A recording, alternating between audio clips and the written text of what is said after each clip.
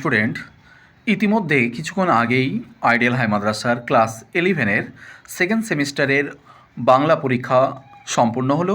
আমরা দেখে নেব কোন ধরনের প্রশ্নগুলো এসেছিল এবং তার বেসিকটুকু উত্তরগুলো আমরা কিন্তু দেখে নেব। তো প্রথমেই আমরা যেটা দেখতে পাচ্ছি যে 5 মার্কের জন্য ছুটি গল্প থেকে প্রথম যে কোয়েশ্চেনটা একদম হুবহুব কমন, সেটা হচ্ছে যে ছুটি গল্পে ফটিকের চরিত্র, ফটিক চক্রবর্তীর চরিত্রটা আলোচনা করো। তাহলে ছুটি গল্পে আমরা ফটিকের বিভিন্ন চরিত্র দেখতে পেয়েছি। ছুটি গল্পের মেন কেন্দ্রীয় চরিত্র হচ্ছে ফটিক। এই ফটিকের আমরা কিন্তু বিভিন্ন রকমের কিন্তু চরিত্র কিন্তু দেখতে পেয়েছি। যেমন প্রথম চরিত্র আমরা যেটা দেখতে পেয়েছি সেটা হচ্ছে বালকদের সর্দার। বালকদের সর্দার ফটিকের বয়স 13 থেকে 14 বছর বয়স। সমবয়সীদের সাথে প্রতিনিয়ত সে নদী ধারে কিন্তু খেলাধুলা করছিল এবং সে বালকদের মধ্যে কিন্তু সর্দার ছিল, তার আমরা একটা চরিত্র হিসাবে পেয়েছি। পরবর্তী যেটা আমরা পেয়েছি সেটা হচ্ছে যে আত্মসম্মানবোধ এবং উদারতার চরিত্রটাও আমরা কিন্তু ফটিকের পেয়েছি। যে ফটিক দুরন্ত হলেও ফটিকের মধ্যে আত্মসম্মান ছিল কিন্তু প্রবল। কারণ মায়ের সামনে ছোট ভাই মাখনলাল যখন মিথ্যা কথা বলে তখন কিন্তু ফটিকের প্রচুর কিন্তু রাগ হয়, সেটাও কিন্তু আমরা চরিত্র পেয়েছি। তারপরে পেয়েছি আমরা প্রাণ চঞ্চলতা। ফটিক দুরন্ত স্বভাবের হলেও তার মধ্যে প্রাণ চঞ্চলতা জিনিসটা কিন্তু ছিল, অর্থাৎ কোনো এক সময় তার মামার বাড়িতে যায়, সেখানে কিন্তু তার গ্রামের জন্য কিন্তু তার কিন্তু প্রচুর প্রাণ চঞ্চল আমরা কিন্তু দেখেছি বাড়ির জন্য।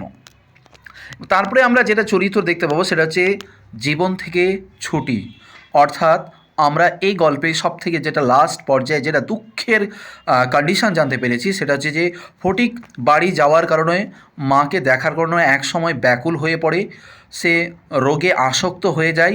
এ সময় সর্বদাই বলে, মা আমি বাড়ি যাব, মা আমার ছুটি হয়েছে, মা।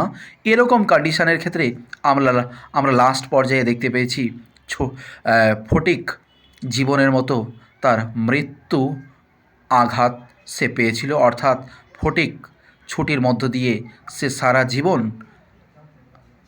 ছেড়ে কিন্তু চলে গিয়েছিল।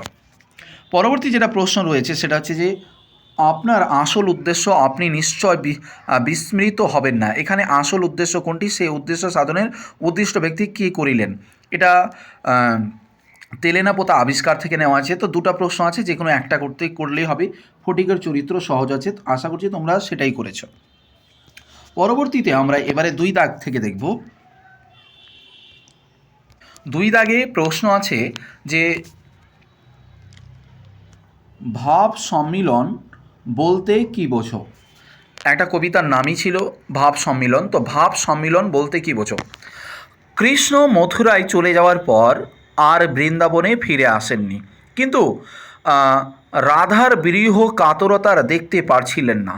তাই বাস্তবে না হলেও রাধা কৃষ্ণের সঙ্গে মানসিক মিলনের ব্যবস্থা করেছিলেন।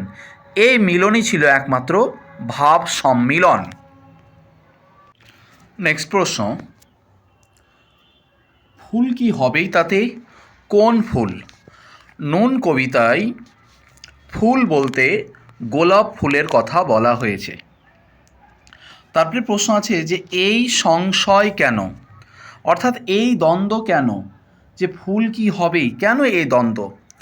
কবি সাধারণ অসহায় মানুষদের কথা ভেবে বলেছেন, যে মানুষদের শুকনো ভাতে লবণের ব্যবস্থা হয় না, সেই মানুষরা তারা প্রকৃতিকে ভালোবেসে তারা যে গোলাপ ফুলের চারা যে কিনে আনবে, তাদের তো জায়গা নাই, তবুও জায়গার যদি ব্যবস্থা হয় তাহলে কি সেখানে কি ফুল কি হবেই? এই দ্বন্দ্বের কারণেই কবি এমন কথা বলেছেন। পরবর্তী 3 মার্কের প্রশ্ন, দ্বিদলের মৃণালে সোনার মানুষ উজ্জ্বলে উক্তিটির প্রসঙ্গ নির্দেশ করে তাৎপর্য বিশ্লেষণ করো। তো এটা তোমরা প্রত্যেকে জানো, লালন শাহ ফকিরের গান এই কবিতা থেকেই নেওয়া হয়েছে। আচ্ছা, পরবর্তী ভাব সম্মিলন পদটিতে রাধাকে কবি বিদ্যাপতি কীভাবে চিত্রিত করেছেন? ভাব সম্মিলন কবিতায় রাধার ক্ষেত্রে কৃষ্ণের যে কম্পেয়ারটা করা হয়েছে, এই কম্পেয়ারটা সব থেকে হচ্ছে এই কবিতার মধ্যে সব থেকে মোস্ট ইম্পর্ট্যান্ট। কারণ কৃষ্ণ রাধার কাছে এতটাই গুরুত্বপূর্ণ ছিল এবং এতটাই চিত্রিত অনুসারে অঙ্কন করা হয়েছে যে কৃষ্ণকে রাধার শীতের অরণ্যের সঙ্গে তুলনা করা হয়েছে।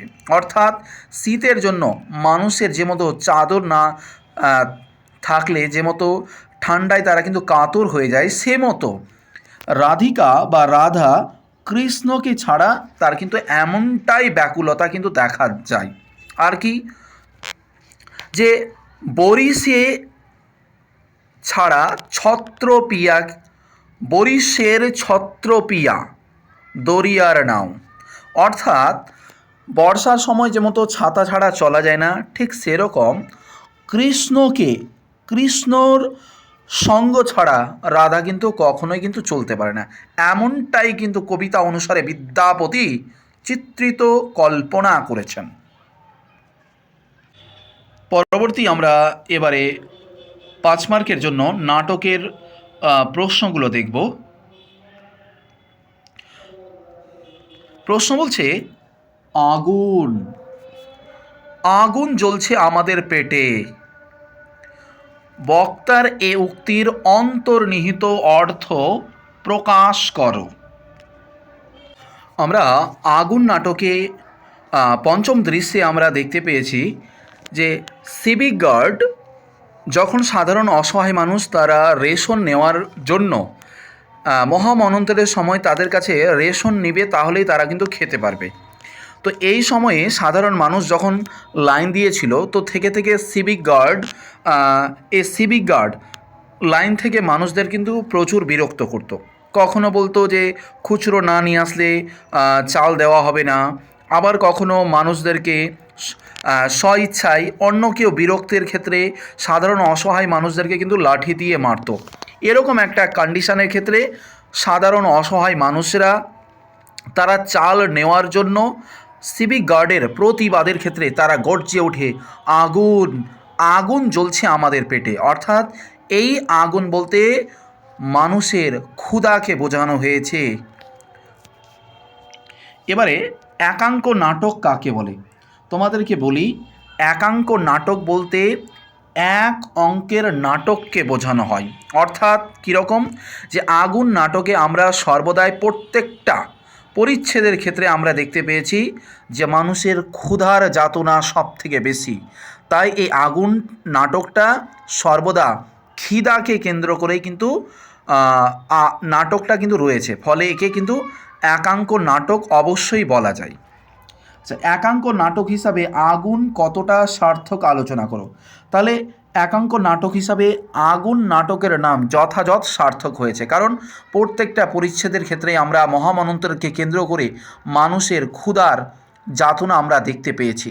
যে আগুন বলতে ঘরে রাস্তায় আগুন লেগে যায় সে আগুন না, এ আগুন হচ্ছে মানুষের ক্ষুধার আগুন, মানুষের পেটের জ্বালার আগুন। এবারে আমরা আমার বাংলা থেকে 2 মার্কের 2টি প্রশ্নের উত্তর দেখব। মার্ক টুয়েনের লাইব্রেরির বিশেষত্ব কী ছিল? মার্ক টুয়েনের লাইব্রেরির বিশেষত্ব ছিল যে তার লাইব্রেরির মেঝে থেকে ছাদ পর্যন্ত ছিল শুধু বই আর বই, এমনকি মেঝের কার্পেটের ওপরেও ছিল বই, সেখানে কোনো সেলফ ছিল না। এটাই ছিল মার্ক টুয়েনের লাইব্রেরির একমাত্র বিশেষত্ব বা বৈশিষ্ট্য। নেক্সট 2 মার্কের 2 নম্বর প্রশ্ন, সব প্রমাণ হয়ে গেল। কখন কি প্রমাণ হয়ে গেল? তারপরে আমরা দেখতে পাবো একমাত্র তারাই নাকি আড্ডা দিতে জানেন। যারা এই আড্ডার কথা বলেন তাদের আড্ডার একটি বৈশিষ্ট্য লেখো। কায়রোর আড্ডাবাজরা বলেন যে কেবল তারাই নাকি আড্ডা দিতে জানেন, আর তাদের আড্ডার একটি বৈশিষ্ট্য হলো কোনো অবস্থাতেই তাদের আড্ডা কারোর বাড়িতে বসে না। এবারে আমার বাংলা থেকে 3 মার্কের কোয়েশ্চেনগুলো আমি বলছি, এতগুলো প্রশ্নের উত্তর দিতে গেলে অনেকটাই বড় হয়ে যাবে ভিডিওটা। এদের একটা শিক্ষা দিতে হবে, কে কাদের কেন শিক্ষা দিতে চেয়েছিলেন। রবীন্দ্রনাথ এসব উত্তীর্ণ হয়েও অজরামর হয়ে রইবেন। তার গানের জন্য, এটা হবে আমরণ। কোন প্রসঙ্গে লেখক কথা বলেছেন, উক্তিটির মর্মার্থ বুঝিয়ে দাও। কাফের ছোকরাটা পর্যন্ত ব্যাপারটা বুঝে গেছে, উক্তিটির প্রসঙ্গ নির্দেশ করে ব্যাপারটা বুঝে ফেলে ছোকরাটি কি করেছিল। দেখো তোমাদের আমি বলি যে প্রশ্নের নমুনাটা একটু জটিল হয়েছে, এটা কিন্তু বলাই যায়, প্রশ্নের নমুনাটা একটু জটিল হয়েছে। জটিল 70% সিম্পল আছে, 30% একটু জটিল করেছে। যেমন তো প্রবন্ধ রচনা এত জটিল দিবে ভাবাই যায়নি। তো যাই হোক, পরবর্তী দেখো কোয়েশ্চেন কি বলেছে, যে বাংলা তথা ভারতীয় ভাষায় প্রকাশিত প্রথম দৈনিক পত্রিকার নাম কি? সংবাদ প্রভাকর। বাংলা ভাষায় ভারতীয় প্রকাশিত প্রথম দৈনিক পত্রিকার নাম হচ্ছে সংবাদ প্রভাকর। কত সালে প্রকাশিত হয়? এটা হবে 1839 সালে। বিদ্রোহী কবির লেখা 4টি গ্রন্থের নাম বলো। এটা বিদ্রোহী দেখে অনেকে বুঝতে পারেনি, বিদ্রোহী কবি বলতে কবি কাজী নজরুল ইসলামকে বোঝানো হয়েছে। তাহলে কাজী নজরুল ইসলামের 4টি কাব্যগ্রন্থের নাম আমরা লিখতেই পারি: অগ্নিবীণা, দোলন চাপা, ভাঙার গান, ফণী মনসা, আমরা লিখতেই পারি। তারপরে দেখো, বিহারলাল চক্রবর্তীকে ভোরের পাখি উপাধি কে দিয়েছিলেন? রবীন্দ্রনাথ ঠাকুর উপাধিটা দিয়েছিলেন। বিহারীলাল চক্রবর্তীকে ভোরের পাখি উপাধিটা দিয়েছিল রবীন্দ্রনাথ ঠাকুর। তারপরে দেখো, বাংলা গদ্য সাহিত্যের প্রথম শিল্পী ঈশ্বরচন্দ্র বিদ্যাসাগরের অবদান আলোচনা করো। আচ্ছা, এবারে আসি আসল বিষয়, যেটা বলবো প্রবন্ধ রচনা। নিম্নলিখিত বিষয়গুলির নির্বাচন করে 400 শব্দের মধ্যে একটি প্রবন্ধ রচনা করো। প্রশ্ন কি দিয়েছে? সৌজন্য ও শিষ্টাচার, এর সপক্ষে প্রায় 5টা কিন্তু পয়েন্ট আছে। দেখো, এটা তুমি যদি বুঝতে না পারো না, তুমি কোনো মতে প্রবন্ধটা বানাতে পারবে না। দেখো, সৌজন্য ও শিষ্টাচার এর মানে হচ্ছে সৎ ব্যবহার, সৎ আচরণ, এটাকে কেন্দ্র করে কিন্তু প্রবন্ধ রচনাটা লিখতে হবে। তাহলে প্রথম পয়েন্ট আমি দিব, এভাবে আমি একদিক থেকে শুরুই করতে পারি। যেমন তো ধরে নাও যে জীবনে গঠনে সহায়ক। তাহলে জীবনে অতিবাহিত হতে গেলে এবং একজন সুনাগরিক হিসাবে উপযুক্ত প্রমাণ দিতে গেলে ভদ্রতা আচরণ হচ্ছে সবথেকে গুরুত্বপূর্ণ। মানুষের পরিচয়ের বহন করে, ভদ্রতার মধ্য দিয়ে মানুষের পরিচয় কিন্তু জানা যায়। সমাজে গঠন সহায়ক, সমাজের মাধ্যমে একমাত্র সৎ ব্যবহার, সৎ আচরণের মাধ্যমেই সমাজ কিন্তু উপযুক্ত হতে পারে। পুঁথিগত বিদ্যা বাই শিক্ষা, তাহলে শুধুমাত্র অন্তর্নিহিত শিক্ষা না, এই ভদ্র আচরণের মাধ্যমে পুঁথিগত শিক্ষা অর্থাৎ অন্তর্নিহিত শিক্ষাও জাগ্রত করা হয়। সমাজ গঠনে সহায়ক এই ভদ্রতা, এই নম্রতা, এই আচরণ, এর মাধ্যম দিয়েই কিন্তু সমাজে তুমি শ্রেষ্ঠ হতে পারবে। এই পয়েন্টগুলোকে কেন্দ্র করে তোমাকে কিন্তু বিস্তারিত লিখতে হবে। নেক্সট, হয় অপ্রবন্ধ রচনা করো, না হতে গেলে প্রতিপক্ষের যুক্তি, এটাও কিন্তু খুব ইন্টারেস্টিং জিনিস। কি বলছে? প্রতিপক্ষের যুক্তির অসরতা প্রমাণ করে যুক্তি সপক্ষে যুক্তি বিন্যাস করে প্রবন্ধ রচনা করো। প্রশ্ন কি? র্যাগিং কোনো অপরাধ নয়, এটি একটি স্বাভাবিক প্রবৃত্তি। বুঝো কন্ডিশনটা কি? বলছে র্যাগিং কোনো অপরাধ না, এটা হচ্ছে একটা স্বাভাবিক জিনিস। এটাকে কেন্দ্র করে এখানে কোয়েশ্চেনে কিন্তু পক্ষে দেওয়া আছে, আমাকে কি করতে হবে? তাহলে আমাকে বিপক্ষে কিন্তু লিখতে হবে। বুঝতে পেরেছো? তাহলে পক্ষে আগে কি দিয়েছে আমাকে পড়তে হবে, তাহলে তো আমি তো বিপক্ষটাকে বানাতে পারবো। অর্থাৎ পজিটিভটা দেওয়া আছে, আমাকে একটু নেগেটিভটা কিন্তু বানাতে হবে। আশা করছি তোমরা হয়তো বুঝতে পেরেছো। যেমন ধরো এখানে দেওয়া আছে, পক্ষে দেওয়া আছে, র্যাগিংকে আর যাই হোক না কেন অপরাধ বলা চলে না, এটি একটি সামাজিক প্রবৃত্তি। নির্দোষ র্যাগিং বরং সিনিয়র ছাত্রদের সঙ্গে জুনিয়র ছাত্রদের সম্পর্ক ভালো করে। র্যাগিংয়ের ফলে সহজভাবে তারা একটি, আচ্ছা যাই হোক, এটার আমি আসল জিনিসটা এবার তুলে ধরি। এখানে বলা হয়েছে যে র্যাগিং করা ভালো, র্যাগিং করলে কোনো অপরাধ হয় না, র্যাগিং একজন জুনিয়র ছাত্র সিনিয়রদের সঙ্গে অবশ্যই করতে পারো। তাহলে এটা এখানে পক্ষে দেওয়া আছে, তোমাকে এর বিপক্ষে লিখতে হবে। আমি প্রথমে পয়েন্ট করব, শিরোনাম করব কি? র্যাগিং কোনো অপরাধ নয়, এটি একটি স্বাভাবিক প্রবৃত্তি। তারপরে আমি সুন্দরভাবে লিখব বিপক্ষে দিয়ে ফুল স্টপ, উপরে নিচে ফুল স্টপ দিয়ে অর্থাৎ বিসর্গর চিহ্ন দিয়ে আমি কিন্তু লিখতে শুরু করব। কিভাবে লিখব? এভাবে লিখব। র্যাগিং শব্দটার সঙ্গে কম বেশি সকলেই আমরা পরিচিত, অর্থাৎ বিশেষত আমরা ছাত্রছাত্রীরা স্কুল জীবন থেকেই আমরা র্যাগিং জিনিসটা কি আমরা জানতে পারি। তবে এই র্যাগিংটা কিন্তু সবার কাছে কিন্তু এক না, কেউ কেউ মজার ক্ষেত্রে নেয়, আবার কেউ কেউ এটা কিন্তু একটা নিয়ে কিন্তু খারাপ দ্বন্দ্ব সৃষ্টি করে।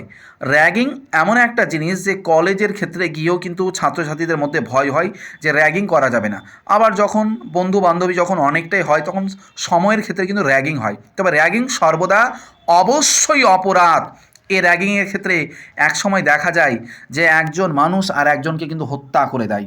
অতএব র্যাগিং সময়কে মানিয়ে নিতে এবং সময়ের সঙ্গে করা আবশ্যক, অন্যথায় কিন্তু র্যাগিং করা যাবে না। এভাবেই তোমাকে কিন্তু লিখতে হবে।